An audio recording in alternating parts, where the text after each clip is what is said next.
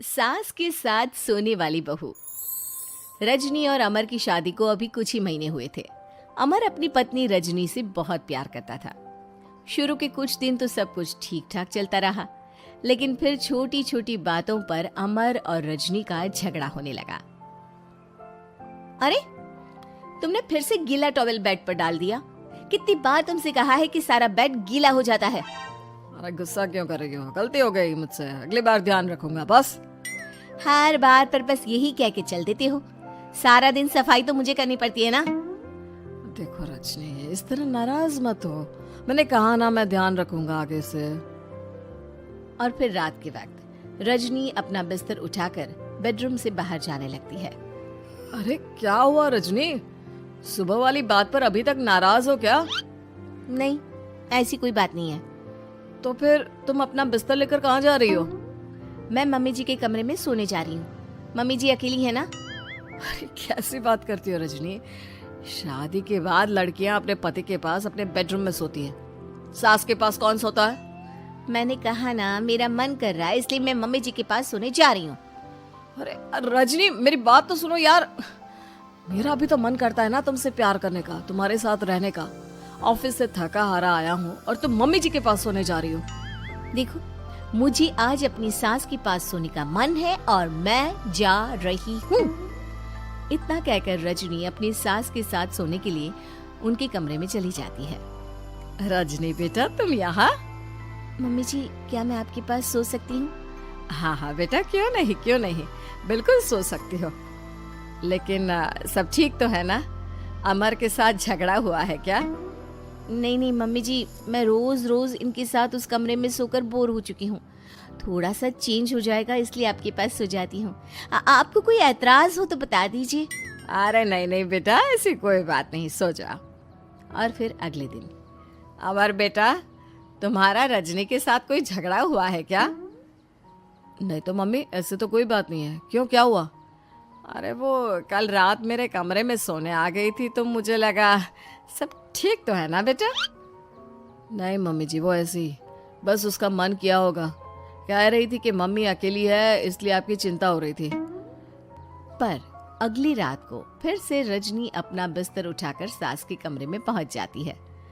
रजनी बेटा, आज फिर से मेरे पास सोने आ गई। मम्मी जी, आपको मेरा अपने पास आना अच्छा नहीं लगता? अगर ऐसी बात है तो मैं बाहर ड्राइंग रूम में चली जाती हूँ। अरे नहीं नहीं बेटा, ऐसा कुछ नहीं है। पर अमर अपने कमरे में अकेला होगा ना? अरे तो वो कौन से 6 महीने के छोटे दूध पीते बच्चे हैं, उनको डर थोड़ी ना लगता है। इतने बड़े हो गए हैं, 1-2 दिन अकेले सो लेंगे तो कुछ बिगड़ नहीं जाएगा। और इस तरह फिर तो ये रोज की बात हो गई। रजनी रोज अपना बिस्तर उठाती, अपनी सास के पास आकर सो जाती। सास उससे कुछ इसलिए नहीं कहती है क्योंकि उसे लगता है कि बहू बुरा मान जाएगी। एक दिन सुबह सुबह, माँ मेरे लिए चाय बना दो, ऑफिस जाने का टाइम हो रहा है। अरे बेटा, तो रजनी से क्यों नहीं कह देते? मुझे उससे बात करने का बिल्कुल भी मन नहीं है। अरे आखिर क्या बात है बेटा, तुम इतने उदास क्यों लग रहे हो? देखो ना माँ, आजकल रजनी का बिहेवियर मुझे कुछ समझ में नहीं आ रहा। रोज रात को आपके पास आकर सो जाती है। अगर उसे मेरी परवाह नहीं तो मुझे भी कोई फर्क नहीं पड़ता। अमर गुस्से में ही घर से ऑफिस चला जाता है। ये देखकर सास बहुत दुखी हो जाती है। और फिर अगले दिन, मम्मी जी, मैं आ गई आपके पास सोने। हाँ बहू, सो जाओ। पर वो क्या है ना, आज मेरा पुरानी फिल्में देखने का बड़ा मन कर रहा था। कोई बात नहीं, सो जाओ, मैं पिक्चर देखती रहूंगी। ठीक है मम्मी जी। रजनी की सास तेज आवाज में अपने कमरे में टीवी चलाकर रखती है। इसकी वजह से रजनी को नींद नहीं आती, लेकिन वो पूरी रात करवट बदल बदल कर सोने की कोशिश करती रहती है।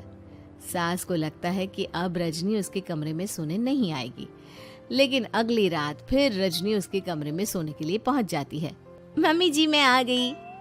अरे बेटा, मुझे लगा कि कल तुम ठीक से सो नहीं पाई थी। जाओ अपने कमरे में आराम से सो जाओ ना बेटा। अरे नहीं मम्मी जी, कोई प्रॉब्लम नहीं है। इतना कहकर रजनी फिर से अपनी सास के कमरे में सो जाती है। आधे घंटे बाद, बेटा जरा मेरे पैरों पर तेल तो लगा दे। ठीक है मम्मी जी। रजनी अपनी सास के पैरों पर तेल लगाकर जैसे ही सोने लगती है, आधे घंटे बाद फिर से। बहू, मेरे सर में बहुत दर्द हो रहा है, जरा मेरा सर तो दबा दे। ठीक है मम्मी जी, दबा देती हूँ। बहुत जोर से नींद आ रही है। अपनी सास का सर दबाकर रजनी फिर से सोने की कोशिश करती है, पर आधे घंटे बाद फिर से। अरे बहू, बड़ी जोर से प्यास लगी है बेटा, जरा किचन से पानी तो लेकर आ। अरे मम्मी जी, जैसे ही नींद आने लगती है कुछ मांग लेती है। रजनी चुपचाप जाकर किचन से पानी लेकर आती है। इस तरह रजनी की सास पूरी रात हर आधे आधे घंटे पर उसे किसी न किसी बहाने से जगाती रहती है। रजनी परेशान हो जाती है। सास को लगता है कि इस बार वो उसके कमरे में सोने के लिए बिल्कुल नहीं आएगी, लेकिन अगली रात फिर से रजनी वहां पहुंच जाती है।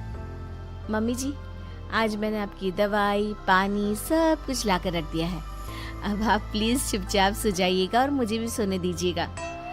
देखिए, 2 रातों से ना मैं सो ही नहीं पाई हूँ। अच्छा ठीक है बेटा, सो जा।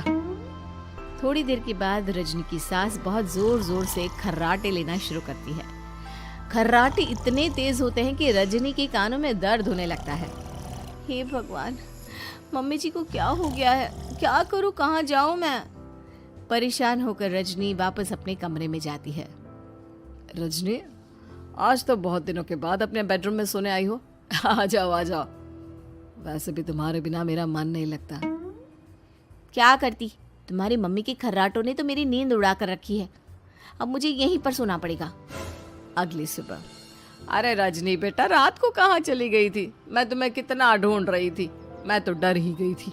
मेरी बहू न जाने कहाँ चली गई। कहाँ जाती मम्मी जी, अपने कमरे में गई थी। और आजकल ना आप मुझे जानबूझकर बहुत परेशान करती हैं। अगर मुझसे कोई गलती हो गई हो तो सीधे सीधे क्यों नहीं कह रही हैं? 3 रात हो गई है, मुझे ठीक से नींद भी नहीं आती। रजनी, ऐसे क्यों बात कर रही हो?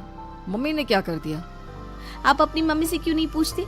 मैं बहू हूँ तो क्या इसका मतलब ये है कि दिन भर काम करो और रात में भी चैन से ना सो? रजनी बेटा, बड़ी नादान हो।